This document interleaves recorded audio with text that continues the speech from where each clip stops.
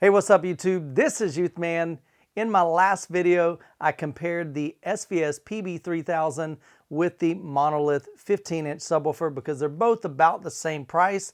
And if you want to find out which one I thought had the best performance, you can check out the video right up here in the card above, as well as in the link below.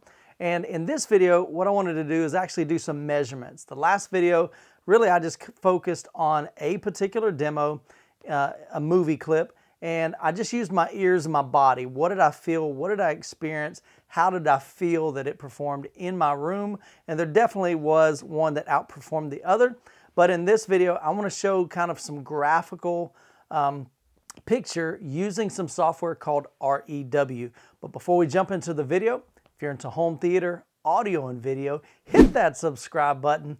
And don't forget to hit that bell notification so that you'll be notified when the next video drops. Okay, so here we are inside of RoomEQ Wizard, also known as REW. REW is a free software that allows you to analyze your room and make some test measurements using a calibrated microphone.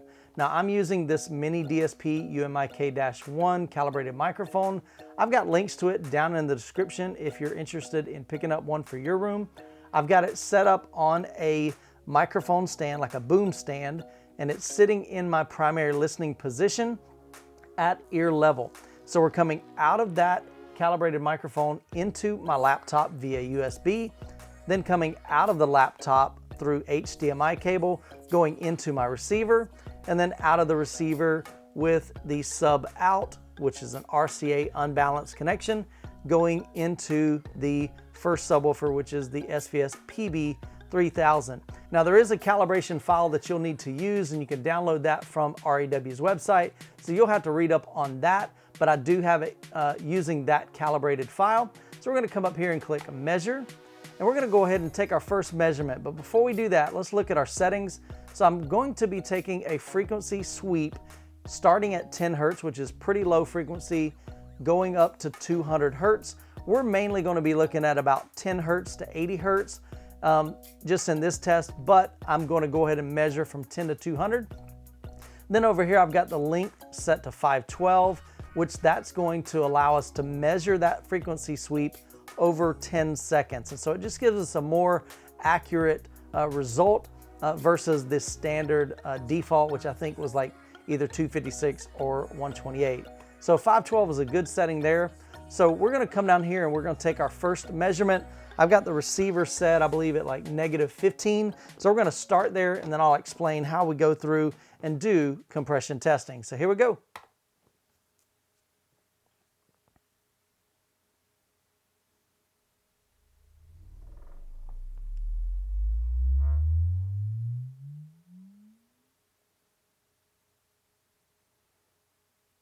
Okay, so here we have our first measurement. So I'm going to come up here and we're going to click on all SPL, because as we graph each one of these, we're going to see them on this same graph here. And so this is our first frequency sweep. Honestly, this is pretty nasty. We've got this big null here. I've addressed that in other videos. Basically, I need 2 subwoofers in my room in order to get rid of this dip. If you're interested in that video, I'll post a link to it up in the card above.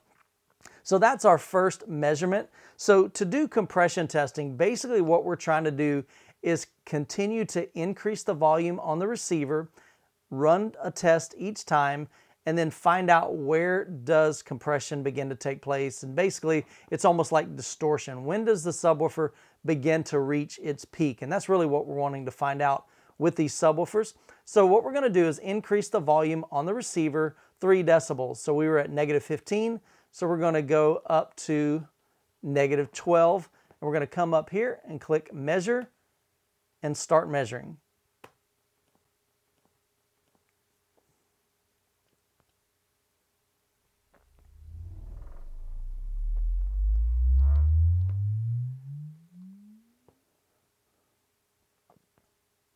Okay, so what we're looking at here is you can see these 2 lines pretty much parallel each other.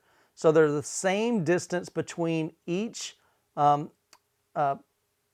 frequency all the way through here. Now here it's going to get real tight just because that's a funky dip, so we're going to not really focus on that. but we're really looking at all of this right in here. And a lot of times you're going to see compression right around in here in these lower frequencies, but we've got great distance, you know, right here. There's basically 3 decibels of distance between this line and this line, so everything looks good. So we're going to come up and we're going to increase the volume another 3 dB, which would be -9. Come back up here and click measure.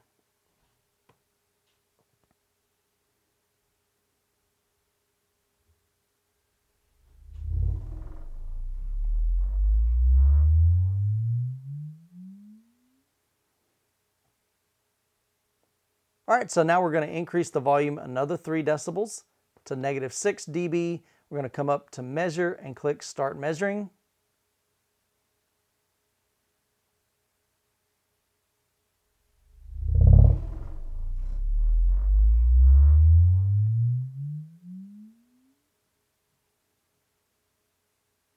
All right, so basically right here I'm seeing, you can notice right here, there's a little bit less space right here than there is right here.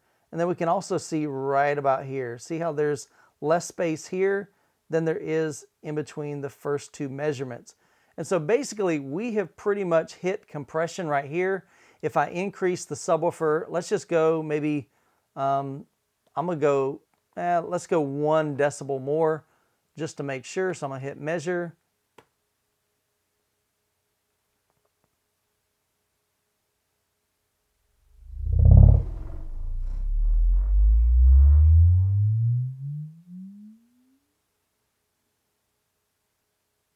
All right, and so you can see right here, this has totally reached compression because we've got space here, and then it totally gets pretty much the same line, then we got more space here.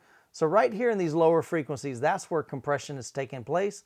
So I'm gonna go ahead and delete this last one here. And we reached compression pretty much right here. Okay, so now what I'm gonna do is I'm gonna swap out the PB3000 for the Monolith 15, put it in the exact same location. I'm gonna do these exact same tests with the Monolith 15, and then we're gonna compare both of those. But before we do that, one thing that's a good idea to do is you want to label these. And so I'm gonna put SVS PB3000. Okay, so really that's where we hit compression. And so actually I'll just do this one too, SVS.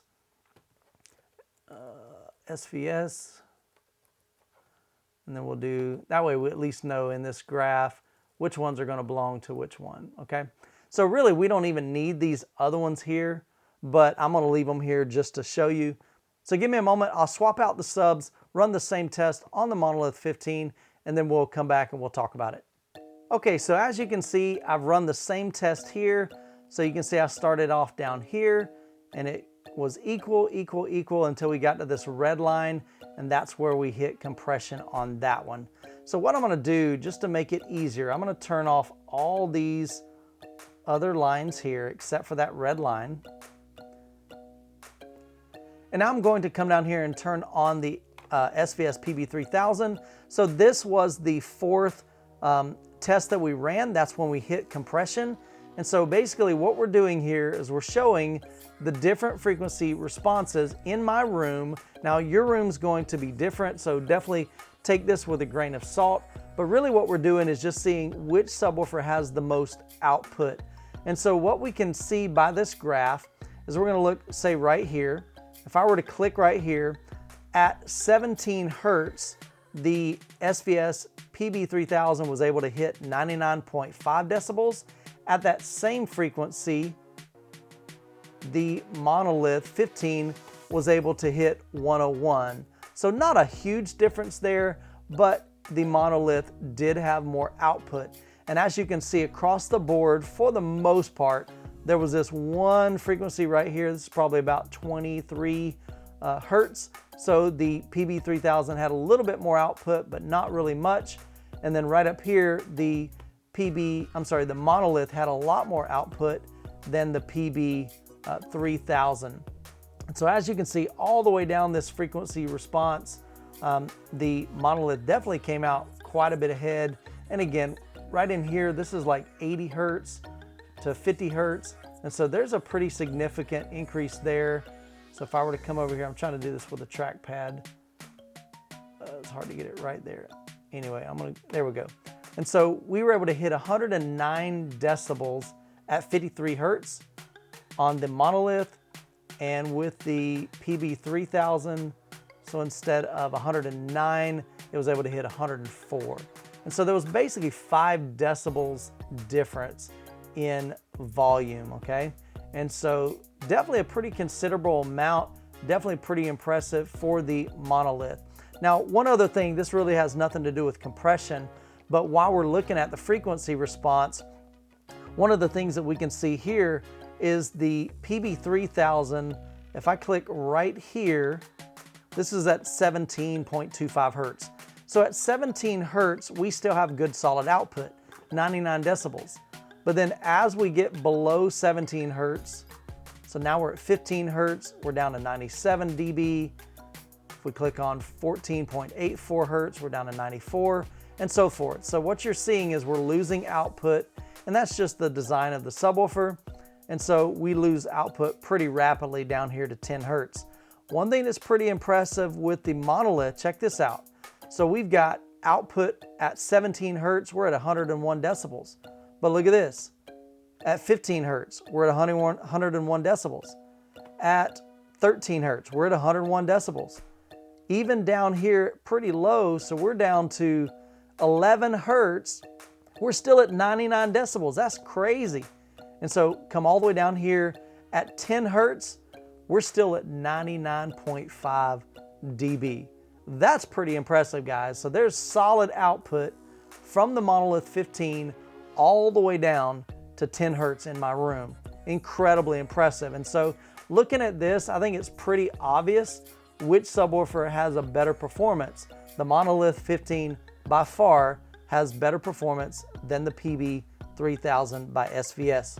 Now, as you can see from these frequency sweeps and from this compression testing, it really verifies what I found out and discovered in my last video when I did some audio testing between the Monolith 15 and the PB3000. In that video, I felt and I heard a lot more of that grunt and that just really solid deep bass from the Monolith 15. And as we saw in this video, graphically, we could verify that yes, indeed, the Monolith 15 does handle those low frequencies a lot better, has a lot more output, and pretty much across the frequency response and the frequency spectrum, we get a lot more output from the Monolith 15. Now, as I mentioned in the previous video, both of these subwoofers are fantastic subwoofers. It's not like the PB3000 is just a terrible subwoofer. It's not, it's a great subwoofer. However, if you've got the space for a bigger cabinet and you don't need the SVS app to be able to control it remotely, and you don't need the internal DSP functions, and really the cabinet to me, especially in the piano black, which actually you can't get on the PB3000. Some of you guys pointed that out. So really cabinet wise, they look about the same. The grills are a little bit different. So it really just depends on what you're looking for in a subwoofer. If you're looking for just performance, there's no doubt. I mean, it's pretty obvious what we've seen in the past 2 videos that the Monolith 15 is the one to get. If you're looking for you know, something that you can control remotely with an SVS app, and you like having that metallic grill instead of a standard wood grill with a mesh cloth, then the PB3000 may be a better fit for your room, especially if you need a subwoofer that's just a little bit smaller and more compact. And so regardless of your needs, I've got links to both of those subwoofers down in the description below, as well as various calibration microphones. I would highly recommend picking up one of those calibration microphones, connecting it to REW, and just doing some testing like this in your own setup. You can only do so much with your ears, and it's so much easier to put a calibration microphone in your room, play some frequency sweeps, do some different testing, and be able to physically see where's the best place to put your subwoofers. You can run compression testing and all kinds of other stuff. I'm still new to REW, so I'm excited to learn. And as I learn, of course, I'm gonna be sharing with you guys so that you can better set up and calibrate your own home theaters. Well, guys, if you're interested in more videos like this on REW, I've got a playlist here. If you like subwoofers, I've got a playlist right over here. And as always, you guys be blessed, and we'll catch you in the next video.